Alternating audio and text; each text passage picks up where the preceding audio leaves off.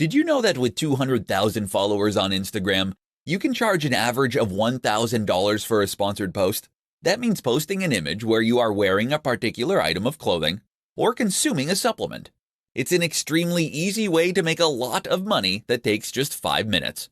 Now imagine how much you could earn if you had millions of followers. This truly is a cash cow, but there are a few caveats. Firstly, if you don't have millions of followers, then you might mistakenly believe that there is no way to sell sponsored posts like this.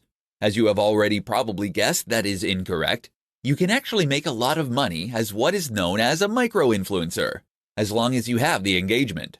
The key is to become more proactive in going out there and finding those advertisers. To do this, you can either try messaging them directly or using sites like Grapevine, which connects advertisers to creators. Either way, the key is to actively go out there and look for sponsors. But it gets better. Because think about it. If someone is willing to pay $1,000 for you to post an image wearing their shoes, what does that tell you? 5 personal branding tips to help you stand out as an influencer. Becoming an influencer is increasingly difficult.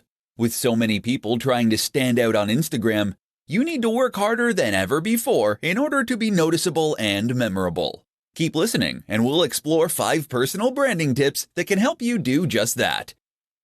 1. Have a mission statement. A mission statement is where any serious branding should begin. This is your statement of intent, and it's what you are pledging to do for your audience. A mission statement should this way outline not only the product you're going to sell, but also what sets you apart from the competition, and why you chose to start your business. This is your why, and it is what will help people to really get behind what you are doing as a movement. 2. Know your audience. No brand should try to appeal to everyone. This is a very common mistake. Instead, you should aim to appeal to a specific type of person, which will be your buyer persona. This way, you'll be able to direct all your efforts to appealing that singular demographic, giving you a clear and consistent message that will set you apart. 3. Express yourself with your logo. Your logo should express all this, as should your web design and the type of photos you take for your social accounts. In short, someone stumbling on your blog or your social page should immediately know if your brand is for them or not. 4. Be consistent. Once you've found your groove and you have a message and an audience, the next crucial consideration is to ensure that you are consistently putting out high-quality content that will serve that mission and audience. This means consistency in terms of output, keep posting, but also in terms of your message. Make sure that you are constantly appealing to the same people with the same kind of content. 5. Live the dream. Finally, remember that you are going to become an ambassador for the lifestyle you are preaching. You therefore need to embody the dream that you are selling, or the value proposition. If you post about relationships, then your Instagram should be filled with images of you and your partner doing things together. If you post about fitness, then you need to look healthy and happy. 5 ways to build your followers and increase your influence. Being a big influencer means being an online celebrity. It means having a platform and a brand that lets people follow what you have to say. And it means being able to generate huge amounts of traction for pretty much anything you post. You'll open up incredible new opportunities too. From being invited to give interviews to being approached to write books by big-name publishers. It's certainly a great thing to aspire to, but it can take time and effort to get to the top. If you're at the start of your journey now, then listen up. We're going to share 5 tips that will help you get to that endpoint all the faster. 1. Work with big influencers. The best growth hack for influencers is to find other big influencers to work with. This way, you not only gain free exposure to their audience, but also endorsement from names that people in the niche already trust. This is massive. 2. Make a name in existing communities. Another tip that is less well known is to make a name for yourself in other communities.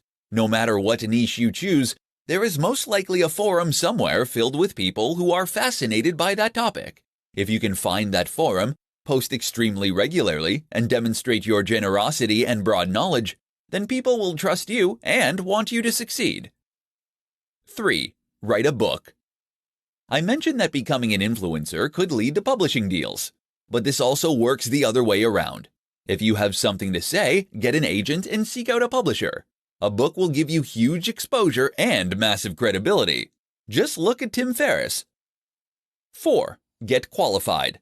Another strategy is to get qualified. That means becoming an expert in your chosen field, which will immediately mean that people take you more seriously. You'll find that people are more likely to listen to your advice, and that other brands and creators are happy to endorse you and to recommend your advice. 5. Get media coverage. Another excellent strategy for getting your name out there is to look for media coverage. You can do this by doing something noteworthy that the media would want to share with its readers. That can amount to publicity stunts, but it can also mean giving interviews to share your vision and mission. How to choose your niche as an influencer. If you plan on becoming an influencer, then you first need to do some strategy and think carefully about how you're going to plan your attack. And you really should think carefully.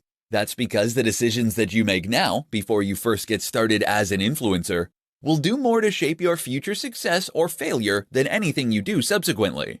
In particular, you need to think hard about your niche. In this presentation, I'll guide you through the process. The first and most important thing to consider when choosing your niche is whether it is something you know well and feel passionately about. It's tempting as a marketer to look at the current biggest niches and the ones that traditionally earn the money, then to pick the one that appeals most to you from there. But this is a mistake. Firstly, it is a mistake because a lack of real passion for the topic will come across as you write and post. Moreover, it's a mistake because you won't have anything new and interesting to contribute. Think about it. Who reads fitness content? People who like fitness. That means they probably know a bit about fitness. And if you're providing the most generic, surface-level content imaginable, then they're going to go elsewhere. To be a thought leader, you need to lead. And that means you need to stick with what you know. That isn't to say you should shy away from niches with a large appeal. Of course, having a bigger potential audience is a good thing. So try to pick a subject that is universal, like sex, money, health, etc.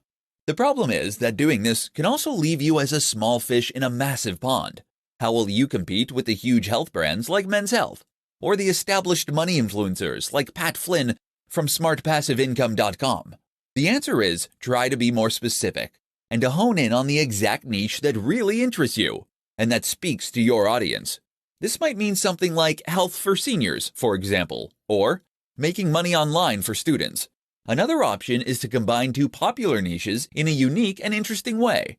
Either way, doing this will shrink your audience, but also help you to engage much more strongly with that audience once you find them. How to find great topics to blog and post about as an influencer. If you want to be a successful influencer, then you need to provide value to your audience. To do that, you need to post regularly about topics that interest them and that provide some kind of value. This is easier said than done.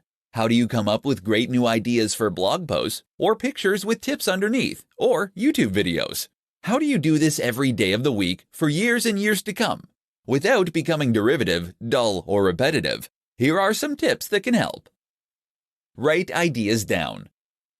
You will have days when you are extremely inspired and days when you extremely are not. A key tip is to write down your best ideas as they come to you, so that you can later read them back. Keep a Wunderlist or similar online list and update it continuously. Read.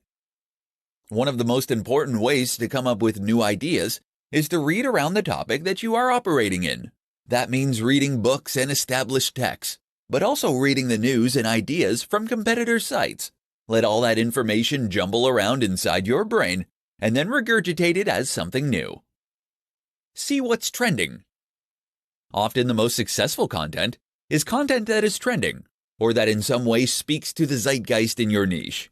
To find these kinds of ideas, you can use tools like BuzzSumo.